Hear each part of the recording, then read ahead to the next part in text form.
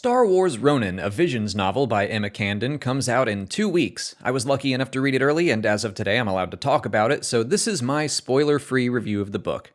This is a weird story for someone like me. It is specifically a Visions novel. Like the shorts that came out last week, it has nothing to do with any other Star Wars story except for the short The Duel. There are certainly familiar elements in the book: Jedi, Sith, kyber crystals, the Force, hyperspace, Bacta, you get the idea, but they've all been remixed and shifted into a completely different lens. There is no Galactic Republic, there is a feudal system with an emperor, princes, lords, and then the Jedi who serve those lords. The Sith are still the sworn enemies of the Jedi, but the Jedi aren't exactly presented as noble. It sounds like they were at some point. That's one of the parallels I enjoyed the most, seeing that the Jedi once roamed the galaxy as monks, serving anyone that needed help, but then they swore their service to lords and those in positions of power, and they became more particular about deciding who needed help and who didn't. Sounds a lot like the Jedi of the Republic.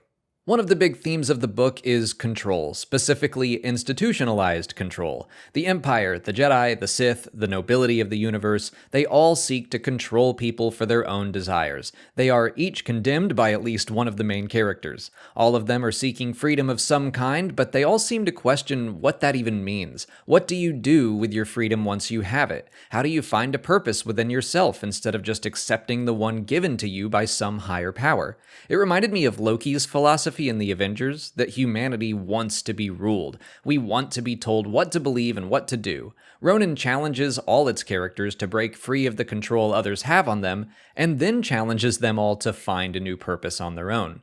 And I liked a lot of the characters. The titular Ronin from the short is compelling, of course. I mean, he'd better be, he's the main character. His droid, B556, is a lot of fun. The lightsaber umbrella-wielding Sith bandit from the short was probably my favorite to read about. Someone else simply called the Traveler for now was mysterious and kept me on my toes the entire book, and the antagonist, a witch that can resurrect the dead, was a unique and creatively ever-present villain that I really enjoyed. All that said, I did find the book to be difficult to read. It is beautifully written, it's very poetic, but I felt like a lot of it was flying over my head. I was often rereading passages asking myself, wait, what just happened? I'm so used to the pulpy straightforwardness of most Star Wars books, I struggled to keep up with Ronin. I absolutely think there will be a lot of people who love reading something that feels more elevated for Star Wars. It's weird to read a book like this thinking to myself, this is so well written, but it's just not my preferred style. It's also very mythical, very high level and thoughtful. It actually reminded me a lot of the Mortis arc of the Clone Wars. There's a quest to a forgotten realm to seek out a being of immense power. Kinda like watching the Mortis episodes for the first time, I'd catch myself asking, what is going on? But in an intrigued way. I think Camden's goal here was to write a Star Wars story as if it were a genuine samurai story instead of inspired by samurai stories.